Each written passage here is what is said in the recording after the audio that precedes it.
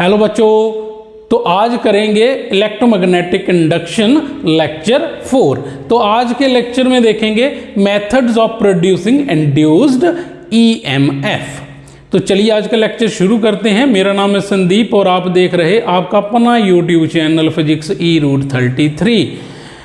तो बच्चों इसमें फर्स्ट पॉइंट क्या दिखा रहा, by changing the strength of magnetic field, कि हम मैग्नेटिक फील्ड की स्ट्रेंथ को चेंज कर इंड्यूस ईएमएफ इंड्यूस करंट बना सकते हैं। ओके, सेकंड पॉइंट बोल रहा by changing area A of the coil, हम कॉइल का एरिया भी कम ज्यादा कर क्या कर सकते हैं, एक इंड्यूस करंट एक इंड्यूस ईएमएफ जो है वो बना सकते हैं। ठीक है, तो इसको मोशनल ईएमएफ भी बोलते हैं। क्लियर? अच्छा चलिए फर्स्ट पॉइंट देखें पहले, by changing the strength of magnetic field. इसको हम ऑलरेडी डिस्कस कर चुके हैं Faraday law of electromagnetic induction के अंदर, कुछ एक्सपेरिमेंट्स स्टडी किए थे हमने।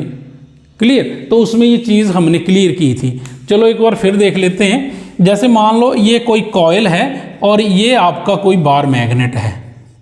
बार मैग्नेट का ही आगे पोल साउथ एंड नॉर्थ। बच्चों जब ये बार मैग्नेट और ये कॉइल ये बार मैग्नेट और ये कॉइल जब दोनों रेस्ट पर होंगे तो क्या होगा, तो यहां कोई इंड्यूस करंट बनेगा? नहीं बनेगा बच्चों। इंड्यूस करंट क्या होगा? जीरो होगा। क्यों जीरो होगा? क्योंकि इस कॉइल से पास करने वाली मैग्नेटिक फील्ड कांस्टेंट होगी। क्लियर? चलिए अगर हम इस बार मैग्नेट को मूव करते हैं टुवर्ड द कॉइल तो क्या होगा, तो इस कॉइल से पास करने वाली जो मैग्नेटिक फील्ड है वो लगातार इंक्रीज होगी। तो इंक्रीज होने से फ्लक्स इंक्रीज होगा, तो इसमें क्या बनेगा, कॉइल में एक इंड्यूस करंट प्रोड्यूस हो जाएगा। ओके, किया था हमने। और इंड्यूस करंट की डायरेक्शन क्या होगी ये कौन बताएगा? लेंज लॉ बताएगा। क्लियर? जब मैग्नेट पास जाता है तो कैसी होती है इंड्यूस करंट की डायरेक्शन? Anti clockwise. ये हम लेंज लॉ में अच्छे से स्टडी कर चुके हैं।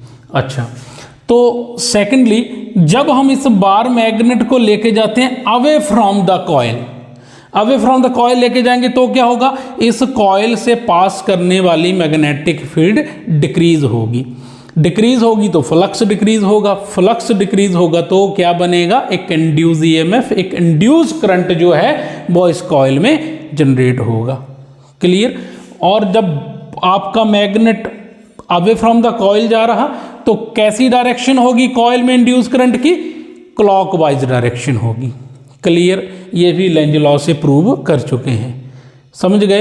तो कैसे यहां पर मैग्नेटिक फील्ड की स्ट्रेंथ कॉइल में इंक्रीज हो रही डिक्रीज हो रही, तो यहां पर क्या बन रहा, एक इंड्यूस करंट यहां पर बन रहा, एक इंड्यूस ईएमएफ जो है वो बन रहा।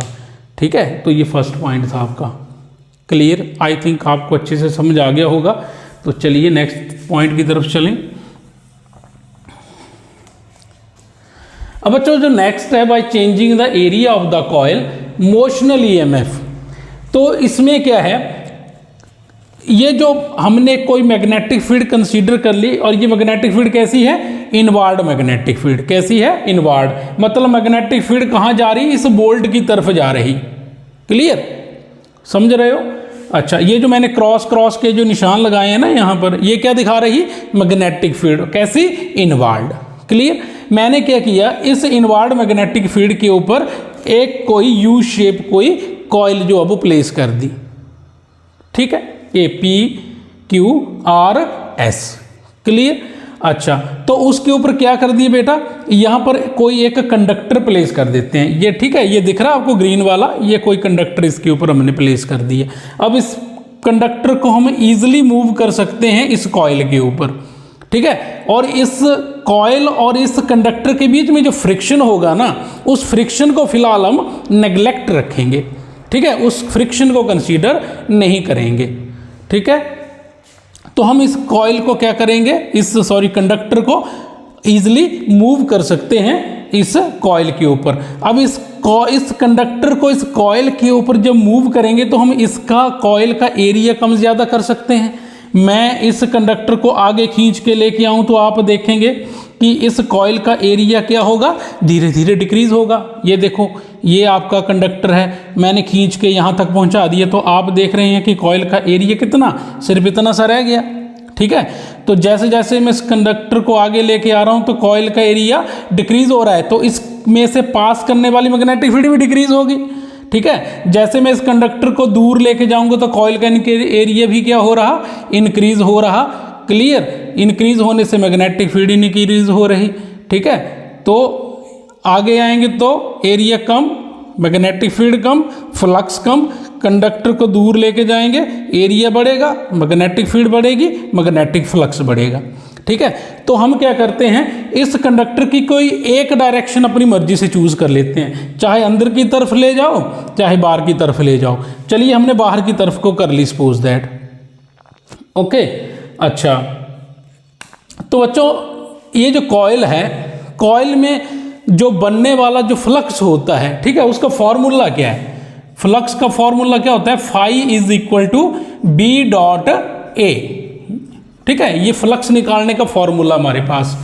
ओके, जब बीच में डॉट होता है तो कौन सा कंपोनेंट यूज करते हैं, कॉस, तो हमारे पास ही बन गया बी ए कॉस थीटा।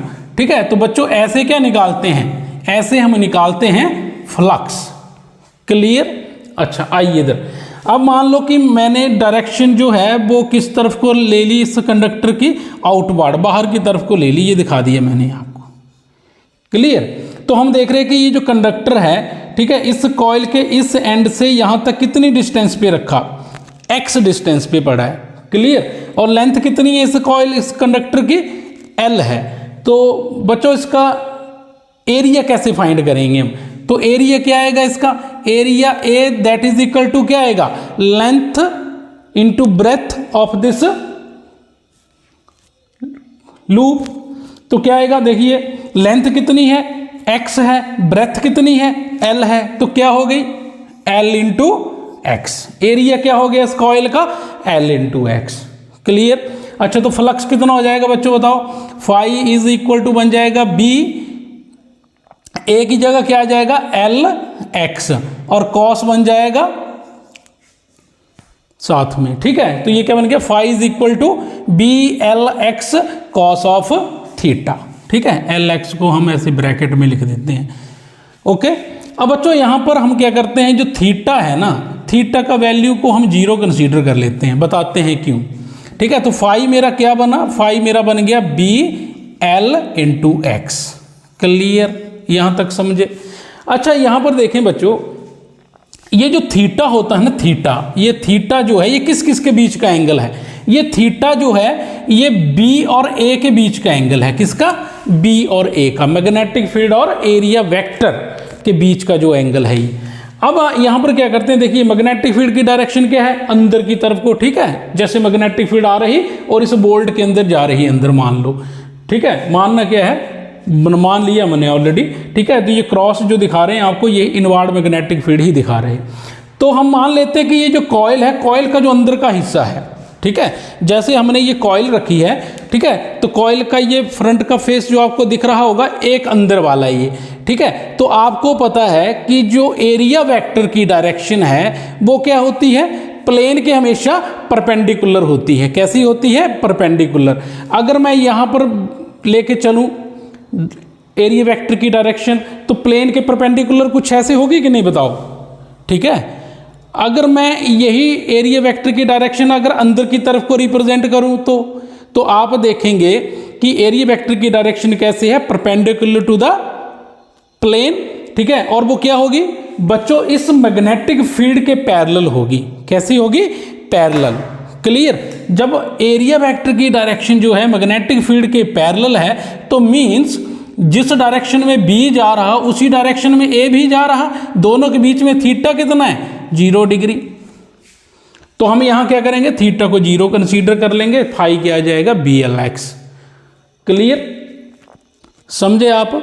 अच्छा, तो जैसे ही हमने क्या किया, इस कंडक्टर को मूव किया, तो कंडक्टर के मूव करने से क्या है, अंदर मैग्नेटिक फील्ड इंक्रीज हुई, जिससे इस कॉइल में इंड्यूस ईएमएफ जो है वो प्रोड्यूस हो गया। पर बच्चों क्वेश्चन ये है कि कितना इंड्यूस ईएमएफ बना, ठीक है, तो उसके लिए हम क्या करते हैं, फैराडे का सेकंड लॉ जो है वो यूज करते हैं। ठीक है, तो चलिए फैराडे का सेकंड लॉ देखते हैं। अब क्या है फैराडे का सेकंड लॉ बताइए, चलो इसको नोट कर लो, पहले इसको नोट करो।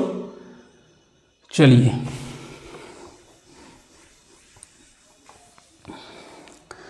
तो हमने फाई कितना निकाला, बी एल एक्स, ये लिख लेते हैं। ठीक है, तो according to Faraday, according to Faraday क्या बोलता है Faraday, E is equal to minus d phi by D T. Clear, ये है फैराडे लॉ। ये minus sign because of length. ठीक है, अच्छा क्या बना ये देखो, minus d upon d t. बच्चों फाई का वैल्यू है हमारे पास बी एल एक्स। क्लियर, अच्छा यहां देखो बी हमारा कांस्टेंट है, एल हमारा कांस्टेंट है। ठीक है, जो कंडक्टर की लेंथ है वो उतनी रहेगी, बढ़ेगी घटेगी थोड़ी ना। ठीक है, मैग्नेटिक फील्ड जितनी है उतनी रहेगी। तो ये दोनों फैक्टर कांस्टेंट है, कांस्टेंट फैक्टर जो है वो डिफरेंशिएट नहीं होते। अच्छा E इज इक्वल टू क्या बना बच्चों, माइनस बी एल को बाहर निकाल लो, अंदर क्या रहा, ये D X by D T. Clear, और ये D X by D T क्या है, D X by D T क्या है, that is equal to B, velocity है ना, displacement upon time that is velocity. Okay, तो यहां पर क्या आ गया, E is equal to minus B L into B, this is your induced EMF। Clear, हम इस D X by D T को क्या V लिख सकते हैं, लिख दिया V। ओके, अब यहां पर देखो ये जो x है, यहां से यहां तक ये x है, जैसे मैं इस कंडक्टर को और आगे खींच के लेके जाऊंगा तो ये x बढ़ेगा, ये x उतना बढ़ेगा जितना b बढ़ेगा। ठीक है, जिस रफ्तार से v चलेगा उस रफ्तार से x बढ़ेगा, मतलब हम x को v लिख सकते हैं, लिख दिया हमने। ठीक है, हमने dx बाई dt को क्या लिख दिया, v के इक्विवेलेंट कर दिया। ठीक है, तो ये आ गया हमारा E is equal to minus B L into B, तो ये आ गया आपका इंड्यूस्ड EMF। नेक्स्ट बच्चों, अब क्वेश्चन ये बनता है कि यहां पर जो ये जो कंडक्टर आप देख रहे हैं, तो इस कंडक्टर के अंदर एक इंड्यूस्ड करंट बन रहा, तो उस इंड्यूस्ड करंट की जो डायरेक्शन है वो हम कैसे फाइंड करेंगे। अब यहां पर कैसे पता चलेगा कि यहां पर इंड्यूस्ड EMF की, इंड्यूस्ड करंट की कोई एक पर्टिकुलर डायरेक्शन है, तो कैसे पता करेंगे, इसके लिए हम राइट हैंड थंब रूल का यूज करेंगे। ठीक है, क्लियर। अब राइट हैंड थंब रूल में क्या करेंगे, ये जो हमारी 4 फिंगर है, ये वाली जो फिंगर है, इससे मैग्नेटिक फील्ड दिखाएंगे, इससे हम V कंपोनेंट दिखाएंगे, जिस तरफ को मोशन हो रहा कंडक्टर का वो दिखाएंगे थंब से, और ये वाली सेंट्रल फिंगर आपको क्या दिखाएगी, डायरेक्शन ऑफ इंड्यूस्ड करंट। तो चलें देखें, अब देखो ये फिंगर क्या बोल रही, मैग्नेटिक फील्ड, तो मैग्नेटिक फील्ड की डायरेक्शन तो बोल्ट में जा रही, देखो बोल्ट की तरफ कर दी मैंने, और ये थंब क्या दिखा रहा, direction of motion of this conductor.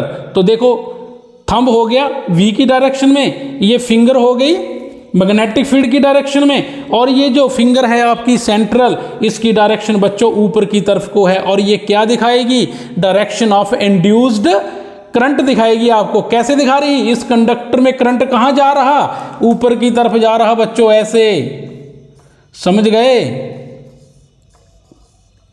Current कैसे जा रहा, from Q to P, from Q to P, Q से P की तरफ को जा रहा करंट। तो करंट बच्चों यहां से निकलेगा, ठीक है, तो कहां जाएगा, ऐसे ऐसे मूव करेगा कॉइल में कि नहीं, बताइए, वो समझे आप। अच्छा, अब क्वेश्चन यहां पर ये अराइज होता है, अगर करंट की डायरेक्शन ऐसे है, ठीक है, तो ये जो हमारे P और Q जो तो पॉइंट हैं, ये 2 पॉइंट जो आप देख रहे हैं, तो क्वेश्चन यहां पर ये बनता है कि यहां पर इन दोनों पॉइंट में से किसके ऊपर पोटेंशियल जो वो हाई होगा, बताइए। तो बच्चों P के ऊपर पोटेंशियल हाई होता है। ठीक है, जैसे आपने एक बैटरी का कंसेप्ट पढ़ा है, करंट कहां से निकलता है, हाई पोटेंशियल से, बड़े वाली टर्मिनल से निकलता है ना, पॉजिटिव साइड से निकलता है करंट, जहां पोटेंशियल हाई होता है। तो यहां पर आप देख रहे हैं कि करंट कहां से निकल रहा, पी पॉइंट से निकल रहा बाहर। क्लियर? तो पी पॉइंट के ऊपर क्या होगा, पोटेंशियल हाई होगा और क्यू पॉइंट के ऊपर लो होगा। ठीक है, क्योंकि पी से निकल रहा ना, तो जाते जाते कहाँ घुस रहा है, जाके क्यू के अंदर घुस रहा है। तो जनरली एक इलेक्ट्रिकल सर्किट में क्या होता है, पॉजिटिव टर्मिनल से करंट निकलता है, नेगेटिव में चल जाता है। तो यहां भी वही हो रहा, पी से निकल रहा, क्यू में घुस रहा। तो पी के ऊपर पोटेंशियल हाई और क्यू के ऊपर पोटेंशियल लो। समझ गए? चलिए ये नोट कर लिया, मिटा दें। चलो,